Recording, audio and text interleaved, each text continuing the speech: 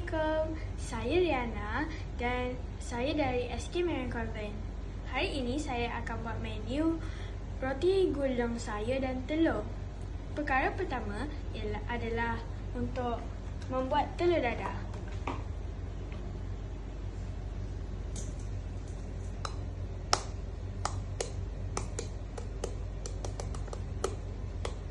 Pecahkan 2 biji telur untuk membuat telur dadah.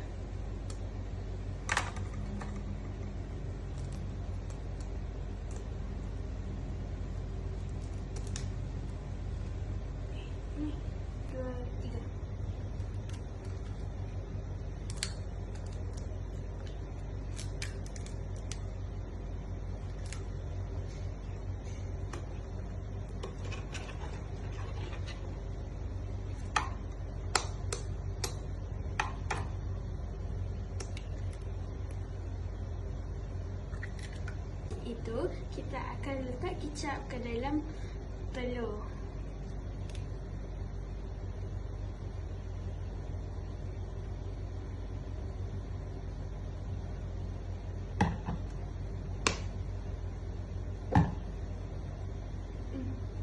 Lepas itu letak sedikit sos perasa.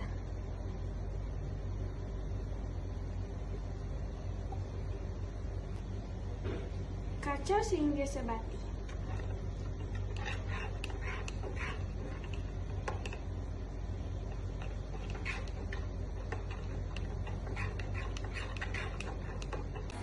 Panaskan kuali dan letak minyak. Letakkan telur yang telah dikacau ke dalam kuali.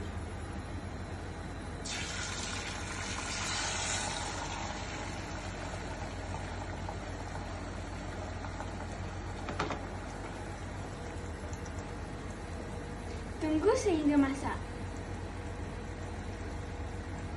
Selepas telah dimasak, terbalikkan telur dan angkat telur, letak ke dalam pinggan.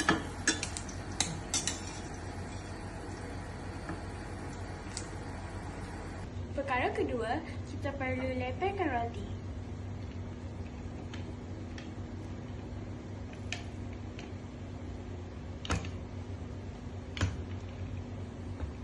Selepas dilepaskan, sapukan butter ke atas roti.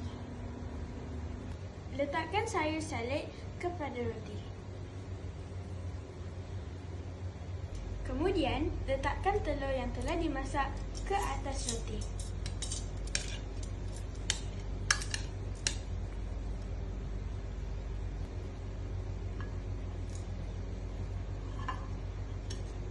Letakkan sos cili dan mayones ke atas roti.